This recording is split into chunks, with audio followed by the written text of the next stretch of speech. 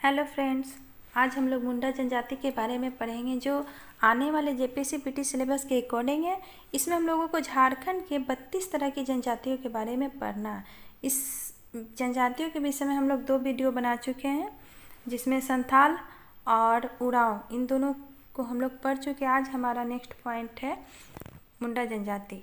तो आज हम लोग मुंडा जनजाति को देखेंगे। तो आज का हमारा फर्स्ट पॉइंट है कि जनसंख्या की दृष्टि से झारखंड की तीसरी जो है सबसे बड़ी जनजाति कौन है? तो मुंडा जो है जनसंख्या की दृष्टि से तीसरी सबसे बड़ी जनजाति है।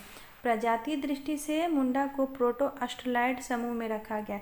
किस दृष्टि से? तो प्रजातीय दृष्टि से। प्र से प्रजातीय, प्र से प्रोटो ऑस्ट्रेलॉइड। मुंडा जनजाति जो है झारखंड में कोलेरियन समूह की एक सशक्त जनजाति है। किस समूह की? तो कोलेरियन समूह की एक सशक्त जनजाति है। मुंडा जनजाति अपनी मूल भूमि तिब्बत को मानते हैं। मुंडा जनजाति अपनी मूल भूमि की इसको मानते हैं तो तिब्बत को। मुंडा जनजाति का मुख्य एवं प्रथम प्रशासकीय केंद्र सुतियाम्बे जो है मुंडा जनजातियों का मुख्य एवं प्रथम प्रशासकीय केंद्र है नहीं था। मुंडा जनजाति के लोग स्वयं को क्या कहते थे? होड़ो को जो है मुंडा जनजाति के लोग स्वयं को कहते थे। मुंडा लोग अपनी जाति को होड़ो कहते थे। स्वयं को क्या कहते थे? तो होड़ो को। और जाति को क्या कहते थे? तो होड़ो। मुंडा जनजाति को कोल के नाम से भी जाना जाता था। मुंडा जनजाति को किस नाम से जाना जाता था? तो कोल के नाम से भी मुंडा जनजाति को जाना जाता था। मुंडा जनजाति के लोग मुंडारी भाषा बोलते थे। म से मुंडारी, मुंडा और मुंडारी। नेक्स्ट हम लोग देखते हैं कि मुंडा जनजाति की जो भाषा का संबंध है वो किससे? तो ऑस्ट्रो एशियाटिक भाषा समूह से है मुंडा जनजाति की भाषा का संबंध। मुंडा जनजाति के लोग अपनी भाषा को होड़ो जगर कहते थे। अपनी भाषा को क्या कहते थे? तो होड़ो जगर। मुंडा जनजाति का मुख्य निवास स्थान जो है रांची है। मुख्य निवास स्थान क्या है मुंडा का? तो रांची। मुंडा जनजाति में पंचायत स्थल एवं नाच के मैदान को अखड़ा कहा जाता है। मुंडा जनजाति के पूजा स्थल को सरना कहा जाता था। मुंडा जनजाति में समाधि स्थल को शासन,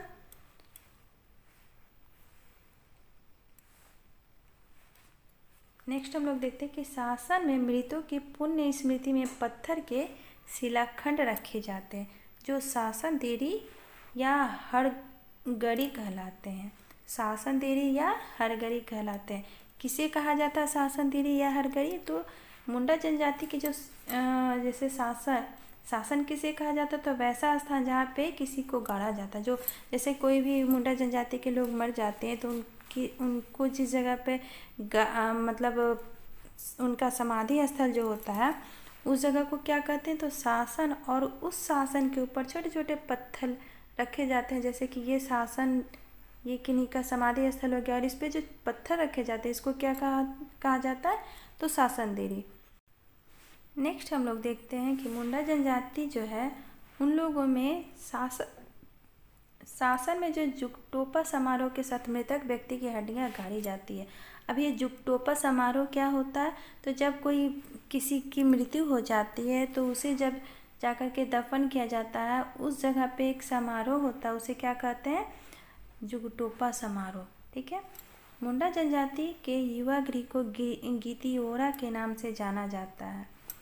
मुंडा गांव में प्रायः 3 टोले होते हैं। मुंडा गांव में कितने टोले होते हैं? तो प्रायः 3 टोले होते हैं। मुंडा गांव का प्रधान मुखिया मुंडा हाथू मुंडा कहलाता है। मुंडा गांव के प्रधान जो होते हैं उन्हें क्या कहा जाता है? तो मुखिया या मुंडा हाथू। ठीक है।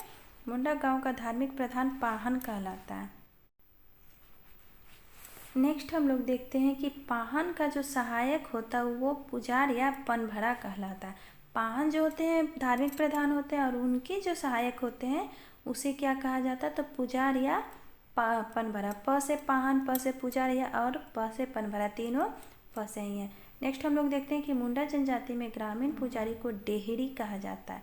ग्रामीण पुजारी, ग्राम मतलब घर, गांव होता है और डेहरी मतलब भी घर ही होता है। जैसे आप इसको ट्रिक से करें कि गांव, डेहरी, डेरा, तो ये हम लोग उसको देख लेते हैं। मुंडा जनजाति में झाड़ फूँक का कार्य देवड़ा करता है।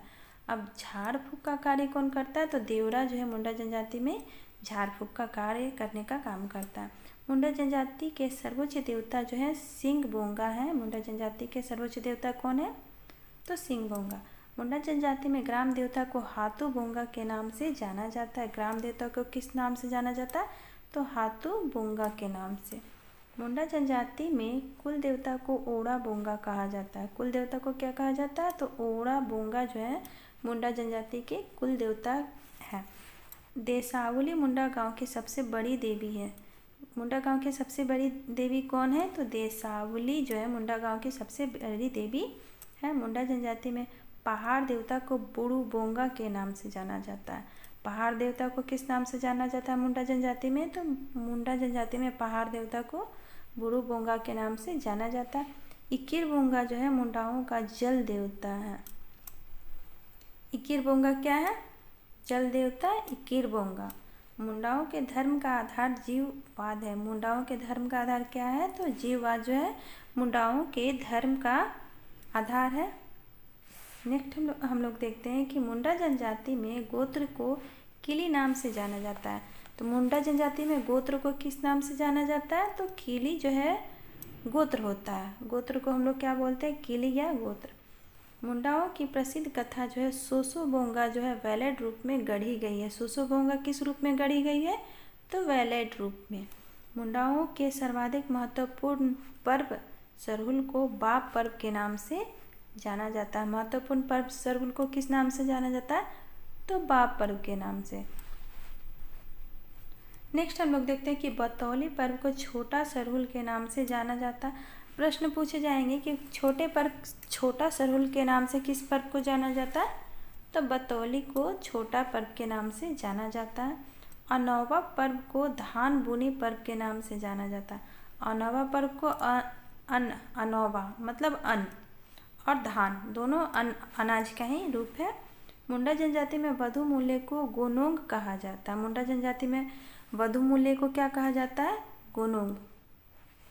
नेक्स्ट हम लोग देखते हैं कि मुंडाओं के कान छेदक संस्कार को तुकुई लुतुर के नाम से जाना जाता है।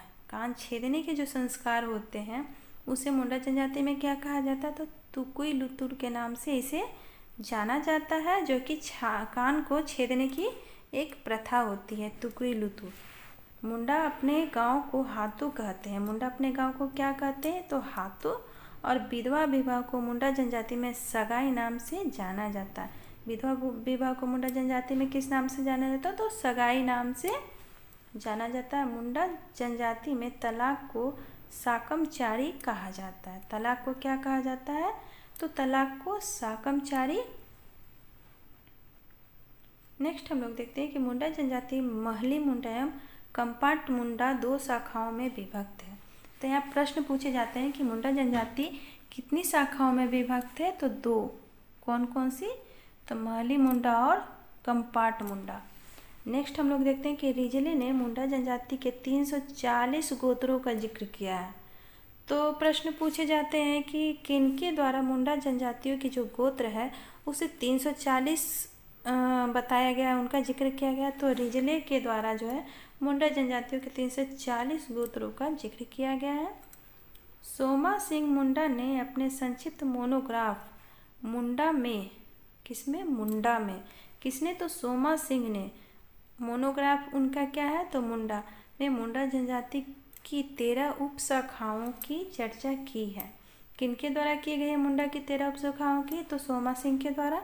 नेक्स्ट हम लोग देख लेते हैं कि मुंडा जनजाति जो है, मुंडा जनजाति में पुरुषों द्वारा जो पहने जाने वाला वस्त्र होता है उसे बटोई या करेया कहा जाता है। पुरुषों द्वारा जो पहना जाता है वस्त्र उसको क्या कहा जाता है? बटोई या करेया। तो बटोई से बटुआ कौन रखता है? तो पुरुष लोग ही रखते हैं।